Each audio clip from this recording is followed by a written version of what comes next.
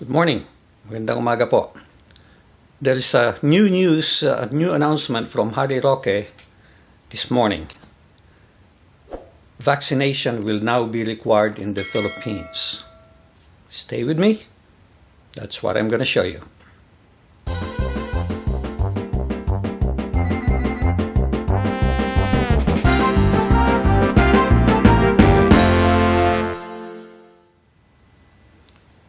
I have been waiting for this, hoping it's not going to happen, but I think they're trying to find a way where they could require people to be vaccinated in a legal way, because it's against the freedom of the people for them to be required to get vaccinated.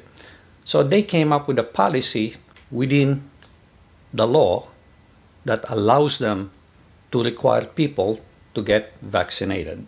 Now, are these all legal or not? I don't know. I'm not a lawyer. But to me, there is some things that they may be able to enforce. This video is in Tagalog, and I will try to do the best I can to translate it to English for people who do not understand Tagalog or the Filipino language. And let's take a look at it. Magandang araw, Pilipinas. Balitang IATF po muna tayo, no? Good morning, Filipinas. Let's first talk about IATF. Bilang pagsunod po sa direktiba ng Presidente at para tumaas ang demand ng COVID-19 vaccination, inaprubahan po ng inyong IATF ang mga sumusunod na measures na mag-take effect simula 1 po ng Disyembre ng taong ito. IATF approved the following effective December 1 of this year in order to reduce the coronavirus infection. Kabalin dito ang pag-require ng mga establishmento at employers sa public at private sector sa mga lugar na may sapat na supply ng COVID-19 vaccine na magpapabakuna ng kanilang eligible employees na nasa on-site work. Private and public companies or offices may require employees to get vaccinated where vaccine is available at Sa mga eligible employees na hindi bakunado, maaaring hindi sila matanggal sa trabaho dahil lamang sa rason na hindi sila bakunado. Pero, kinakailangan nilang mag-undergo ng regular RT-PCR testing or antigen test at their own expense.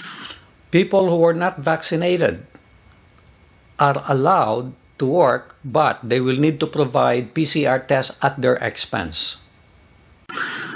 Kailangan fully vaccinated din ang eligible workers na nasa pampublikong transportasyon para magpatuloy ang kanilang operasyon. People who are operating public transportation are required to be vaccinated to be able to continue their operation.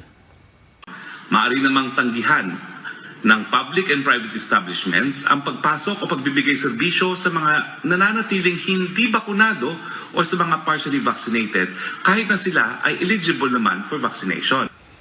Private and public offices may refuse to provide the service to people who are not vaccinated. Hindi kasama ito ang frontline at emergency services na tuloy-tuloy ang assistance sa lahat regardless of vaccination status. Excluded in this are frontline workers who will continue to provide the service regardless of their vaccination status. Para lalo pang mapataas ang pagbabakuna, hinihikayat ang mga lokal na pamahalaan na maglabas ng mga kautusan o mga ordinansa na nagbibigay incentives para sa fully vaccinated individuals.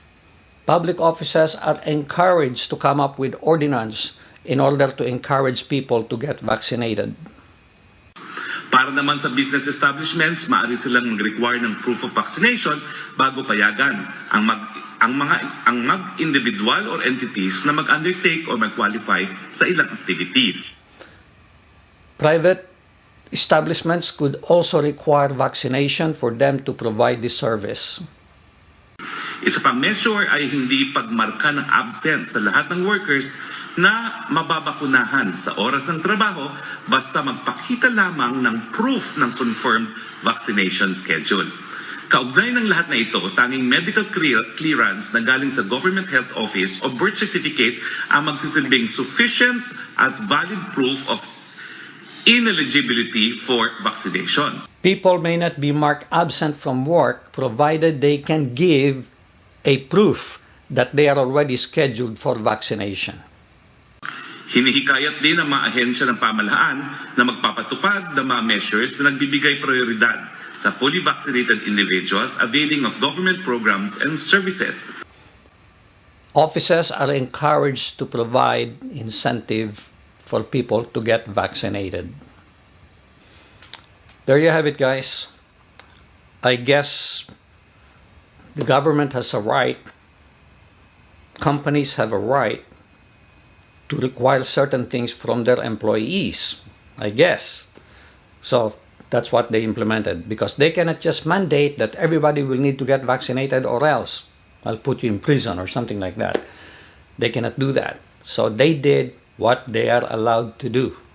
For example, establishments are now able to require people to get vaccinated. For example, restaurants, other venues, maybe even public parks, things like that.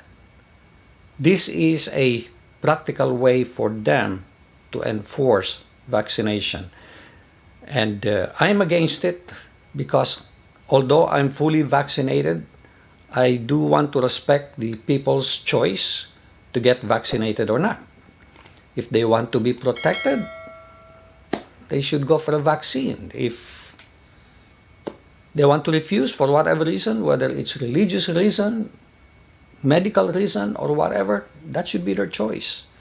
But this is their workaround to enforce this mandatory vaccination. Guys, please do share this with other people. I'll appreciate it. And I hope they succeed in their plan to do this. Thank you so much. Please do subscribe to my channel, click like, and I'll appreciate it if you could click the notification bell as well, and make it a great day. God bless.